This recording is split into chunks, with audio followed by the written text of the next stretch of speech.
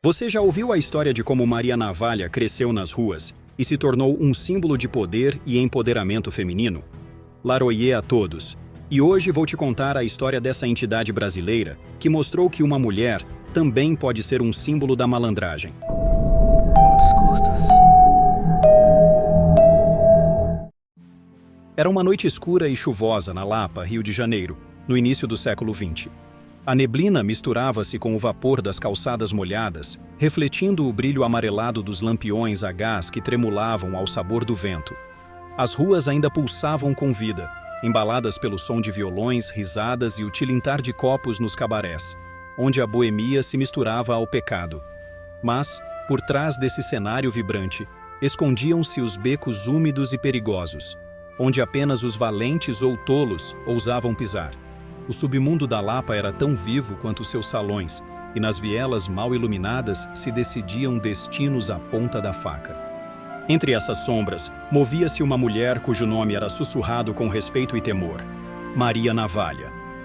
Não era uma dama como as outras que frequentavam os salões, tampouco uma vítima do destino. Era uma força da natureza, moldada pelas ruas e endurecida pelas batalhas que travara. Sua presença impunha respeito, seu olhar afiado como a lâmina que carregava sempre consigo.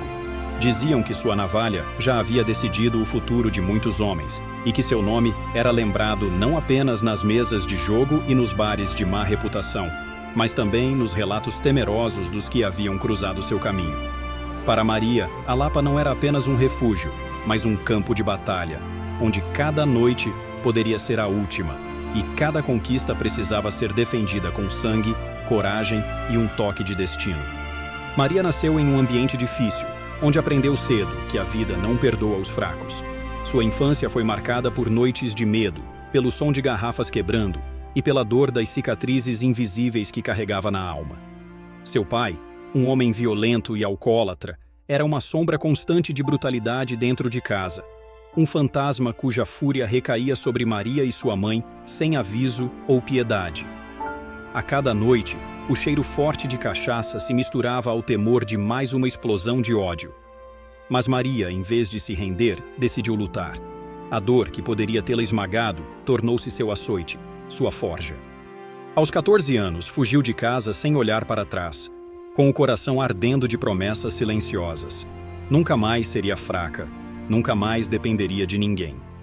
As ruas da Lapa a receberam como recebem todos os desesperados, com desafios impiedosos e oportunidades para os que soubessem agarrá-las. Encontrou refúgio nos bordéis, onde aprendeu que a vida ali era tão dura quanto as pedras das calçadas gastas pelos passos apressados da noite. Mas Maria não era uma garota qualquer. Seu olhar afiado e sua postura firme logo chamaram atenção.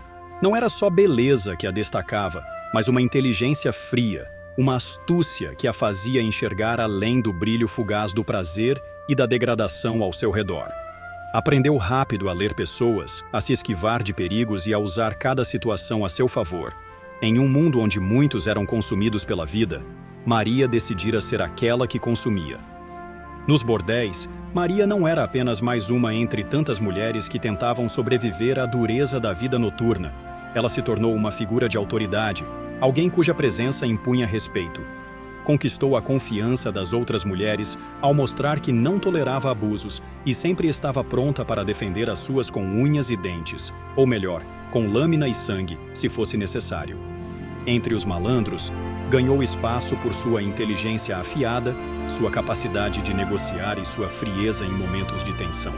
Até mesmo os cafetões, acostumados a dobrar qualquer uma à sua vontade, sabiam que Maria não era uma peça no jogo deles, mas sim alguém que ditava suas próprias regras.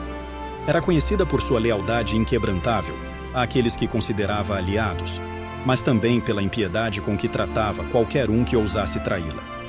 Quem tentava enganá-la descobria tarde demais que seu sorriso sedutor escondia uma lâmina afiada, sempre pronta para ensinar uma lição inesquecível. Foi assim que ganhou o apelido de Maria Navalha, não apenas por carregar sempre uma lâmina bem escondida entre as vestes, mas porque ninguém que cruzava seu caminho saía ileso. Cada golpe que desferia, fosse com palavras ou com aço, deixava marcas profundas, cicatrizes que serviam de aviso para os que achavam que poderiam subestimá-la. Seu nome tornou-se sinônimo de perigo, mas também de justiça para aqueles que precisavam. No submundo da Lapa, onde a lei era frágil e os fortes ditavam as regras, Maria Navalha se tornou um nome sussurrado, tanto com medo quanto com esperança. Para as mulheres que viviam à mercê da crueldade de cafetões e clientes violentos, ela era um escudo. Sabia que não poderia mudar o mundo, mas dentro de seu território, ninguém seria maltratado sem consequências. As prostitutas que antes viviam apenas fugindo agora, tinham a quem recorrer. Se alguém tocasse em uma delas sem consentimento, Maria fazia questão de ensinar uma lição inesquecível. E, geralmente, sua navalha era a professora. Os homens da Lapa, especialmente os malandros e jogadores, aprenderam rápido que trair sua confiança era um erro fatal. Quem tentava enganá-la ou se aproveitava da sua generosidade, pagava caro, muitas vezes com marcas que levavam para o túmulo. Com o tempo, Maria construiu sua própria rede de aliados. Mulheres que lhe deviam favores, malandros que respeitavam seu jogo e até alguns policiais que preferiam fechar os olhos para suas ações a tê-la como inimiga. Tornou-se uma figura respeitada, alguém cuja palavra valia mais do que qualquer contrato. Mas foi então que sua vida tomou um rumo inesperado. Um encontro, um desafio ou talvez uma traição. Algo que mudaria tudo estava prestes a acontecer. E Maria, tão acostumada a controlar o próprio destino, perceberia que até mesmo a lâmina mais afiada pode encontrar um obstáculo que não pode cortar. Ela conheceu Joaquim, um malandro de sorriso fácil e olhar ardiloso, famoso na Lapa por sua lábia envolvente e seu talento para escapar de enrascadas. Ele não era apenas um jogador habilidoso nos dados e no baralho, mas também na arte da sedução. Sabia exatamente o que dizer, como olhar e quando recuar, criando um jogo de conquista que deixava qualquer mulher presa em sua teia. Maria, sempre tão cautelosa, sempre tão no controle, pela primeira vez sentiu-se vulnerável. A forma como Joaquim a desafiava, sem medo de sua fama ou de sua navalha, atiçava algo dentro dela. E contra todos os instintos que a haviam mantido viva até ali, ela se apaixonou. Viveram uma paixão intensa, tão ardente quanto perigosa. As noites eram de desejo desenfreado, os dias, de confrontos acalorados. Joaquim sabia provocá-la, testá-la. E Maria, acostumada a dominar qualquer situação, se viu enredada em um jogo que não era só dela. As brigas entre os dois eram lendárias, marcadas por gritos que ecoavam pelas paredes dos bordéis e por juras de amor desesperadas na madrugada seguinte. Mas enquanto Maria entregava o coração, Joaquim jogava outro tipo de jogo. Por trás dos beijos apaixonados, escondia segredos. Ele tinha planos próprios, um esquema ambicioso que envolvia roubar uma joia valiosa, um colar cobiçado por muitos e protegido por homens perigosos. E para Joaquim, Maria não era um amor verdadeiro, mas um meio para um fim. A mulher mais temida da Lapa estava prestes a descobrir o gosto amargo da traição. Certa noite, enquanto Maria dormia profundamente, entregue à ilusão de um amor que julgava verdadeiro, Joaquim mostrou sua verdadeira face. Movendo-se com a destreza de um ladrão experiente, esvaziou os bolsos dela, levou suas economias escondidas sob as tábuas do assoalho e, por fim, tomou aquilo que mais lhe interessava, a joia valiosa que tanto cobiçava.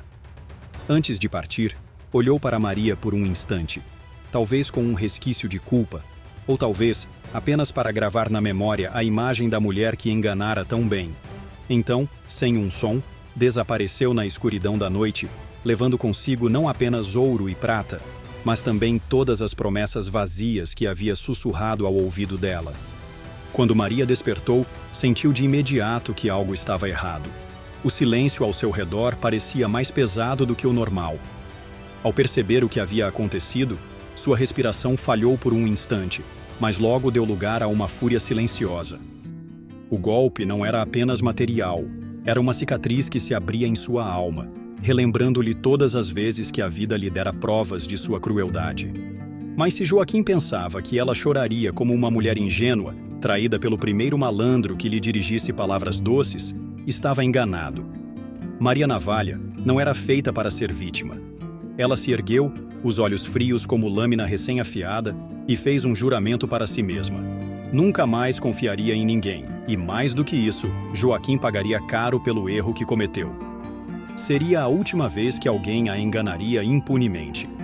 Determinada a dar uma lição em Joaquim, Maria não descansou. Durante dias percorreu as ruas da Lapa, perguntando aqui e ali, usando sua rede de contatos para rastrear o traidor. Cada pista a levava mais perto. Cada murmúrio nos becos escuros aumentava sua fúria silenciosa. Não era apenas pelo dinheiro ou pela joia. Era pelo nome, pela honra, pelo aviso que precisava deixar para qualquer um que ousasse pensar em traí-la. Maria Navalha não perdoava.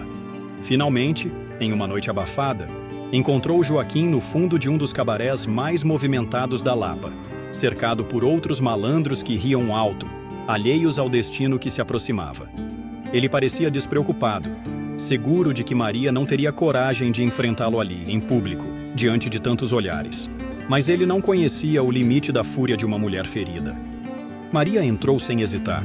Os olhos de Joaquim encontraram os dela, e naquele instante soube que cometera um erro. Antes que pudesse reagir, sentiu o frio do aço deslizar por sua pele. Maria não o matou. Não ali, não diante de tantos. Mas deixou nele uma lembrança que carregaria para sempre. Um corte preciso e cruel no rosto, um aviso de que sua traição jamais seria esquecida. O silêncio no cabaré foi imediato. Todos ali entenderam a mensagem. No entanto, aquela ação não veio sem consequências. Joaquim, humilhado e tomado pelo ódio, jurou vingança. Mais do que isso, o golpe certeiro de Maria o transformou em um homem obcecado por sua queda. Sua fama, já temida, agora a tornava um alvo. Malandros, ladrões e assassinos viram nela um desafio, uma oportunidade de se provar no mundo do crime. A Lapa já não era mais tão segura para Maria Navalha. Seu nome ecoava como uma lenda, mas também como um perigo iminente. Apesar dos perigos, Maria continuou caminhando pelas ruas da Lapa com a mesma altivez de sempre.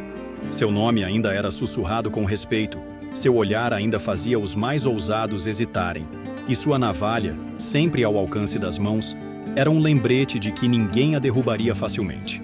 No entanto, ela sabia que o cerco se fechava. Cada esquina escondia olhos atentos, cada risada abafada nos becos poderia ser uma emboscada. Joaquim não desistira de sua vingança, e os malandros que queriam se provar no submundo a viam como um troféu. Mas Maria nunca recuou, nunca se escondeu. Se queriam testá-la, que viessem. Naquela noite fatídica, o destino finalmente cobrou seu preço. Ela sentiu o perigo antes mesmo de vê-lo. O silêncio ao seu redor era errado, pesado demais para uma Lapa sempre viva.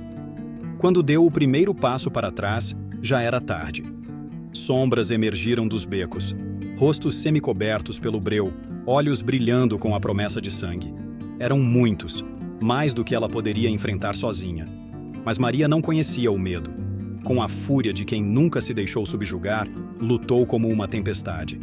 Sua navalha brilhou sob a luz fraca dos lampiões, desenhando cortes certeiros no ar, arrancando gritos e maldições. Ela caiu e se levantou, golpeou e foi golpeada, mas jamais se rendeu. Seus inimigos perceberam tarde demais que enfrentar Maria Navalha era enfrentar a própria morte. Quando a madrugada se dissipou e o sol tingiu o horizonte de dourado, a Lapa despertou para um silêncio pesado. Seu corpo foi encontrado estirado na rua, cercado por marcas de batalha, os sinais de uma luta que nenhum dos seus algozes esqueceria. Mas se pensaram que a tinham apagado, estavam enganados. O nome de Maria Navalha não morreu ali. Ele cresceu, transformou-se em mito, em sussurros de admiração e temor. Dizem que até hoje, nas noites em que o vento corta a cidade como lâmina afiada, os boêmios ainda falam dela, com um misto de respeito e assombro. Porque lendas nunca morrem, e Maria Navalha, para sempre, seria um nome gravado na alma da Lapa. Mesmo após sua morte, a presença de Maria Navalha permaneceu viva nas ruas da Lapa. O vento noturno que soprava pelos becos escuros parecia carregar seu nome, e muitos juravam ouvir o eco de passos solitários onde não havia ninguém. Os malandros que haviam testemunhado sua fúria falavam dela em sussurros, e as mulheres que antes a admiravam, agora a reverenciavam como um espírito protetor. Diziam que, em noites de tempestade, quando alguém em perigo chamava por Maria Navalha, uma brisa fria cortava o ar, e de repente o agressor hesitava, sentindo um arrepio inexplicável na espinha. Sua lenda não se limitou às ruas boêmias. Rapidamente, sua história alcançou os terreiros de Umbanda, onde os médiuns começaram a sentir sua presença. Relatos surgiram de incorporações em que uma entidade forte e determinada se manifestava, falando com a voz de quem conheceu a dor e a superou. Seu espírito tornou-se um guia para aqueles que haviam sido traídos, para mulheres que precisavam de coragem, para todos que buscavam justiça em um mundo impiedoso. Maria Navalha foi elevada à condição de pombagira, uma das mais respeitadas dentro da falange das guardiãs espirituais. Não era uma entidade branda, e sim uma força intensa, que oferecia proteção a quem dela precisasse, mas não tolerava fraqueza ou submissão. Quem a invocava sentia sua presença como um frio na nuca, um sussurro firme ao ouvido, uma força invisível guiando a mão daqueles que precisavam se erguer. Hoje sua lenda atravessa gerações, e seu nome é lembrado não apenas como o de uma mulher que desafiou o destino, mas como o de uma entidade poderosa que caminha entre os vivos e os mortos. Maria Navalha continua sua jornada, não mais com o peso da carne, mas com a força de um espírito que nunca foi feito para ser domado. Em suas manifestações, Maria Navalha não se limita a oferecer conselhos comuns. Sua energia é potente, suas palavras, afiadas como a lâmina de sua própria navalha. Ela orienta aqueles que a procuram com uma clareza feroz, ensinando-os a lutar por seus direitos, a não se render ao sofrimento e a jamais se deixar enganar por promessas vazias. A cada invocação, seu espírito irrompe com a intensidade de uma tempestade, instigando os que buscam sua ajuda a se reerguerem e a enfrentarem as adversidades com a coragem de uma guerreira que nunca cedeu à opressão. O riso de Maria Navalha, inconfundível e cheio de uma ironia mordaz, ressoa pelos terreiros como uma marca registrada de sua presença. Não é um riso de desprezo, mas de desafio, como se ela se divertisse ao ver os fracos se tornarem fortes diante de sua orientação. É o som de alguém que já conheceu a dor, a traição e a perda, mas que se ergueu das cinzas, mais forte e mais determinada. Para quem ouve, esse riso é um lembrete de que, apesar das dificuldades da vida, a luta nunca é em vão, e que a vitória sempre pertence àqueles que não desistem. Mesmo após sua morte, Maria Navalha permanece como uma força implacável, uma guardiã incansável que vigia e protege os oprimidos, os traídos e os injustiçados. Seu espírito não conhece descanso, e aqueles que a invocam sabem que, ao chamá-la, recebem mais do que uma simples ajuda. Recebem a força de uma mulher que, em vida, fez sua própria justiça, e na morte, continua a lutar pela justiça dos outros. Maria Navalha segue como uma presença constante, guiando os que se encontram perdidos e ensinando-os a transformar a dor em força, a traição em aprendizado e a luta em vitória. Assim, Maria Navalha se transformou em algo além de uma simples figura do submundo da Lapa.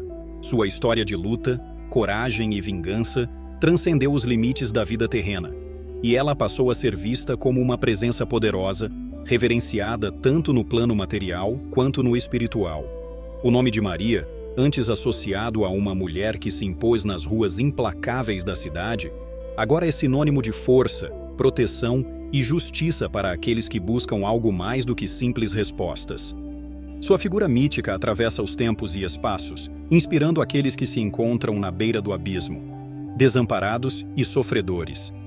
Maria Navalha tornou-se uma fonte de poder para aqueles que a invocam, um guia espiritual que oferece mais do que conselhos. Ela dá coragem, determinação e o impulso necessário para enfrentar qualquer adversidade, com a mesma audácia e frieza que ela mesma possuía em vida.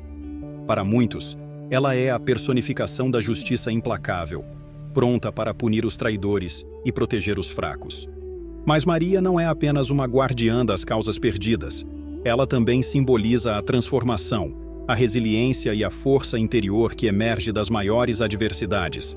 Em sua presença, os mais desprovidos de esperança encontram a motivação para se reerguer, para lutar por si mesmos e pelos outros. Seu espírito, imortalizado não apenas nas lendas, mas nos corações daqueles que conhecem sua história, oferece mais do que proteção. Oferece a chance de reescrever o próprio destino, de desafiar as regras do mundo e de reivindicar a própria liberdade. Agora, Maria Navalha é uma presença que vai além das fronteiras da Lapa. Ela está em cada esquina onde alguém se levanta contra a injustiça, em cada alma que se recusa a ser subjugada e em cada coração que clama por força e redenção. Ela é, sem dúvida, mais do que uma lenda. É uma entidade que, tanto na Terra quanto no plano espiritual, continua a inspirar, proteger e, acima de tudo, lutar ao lado daqueles que precisam de sua ajuda.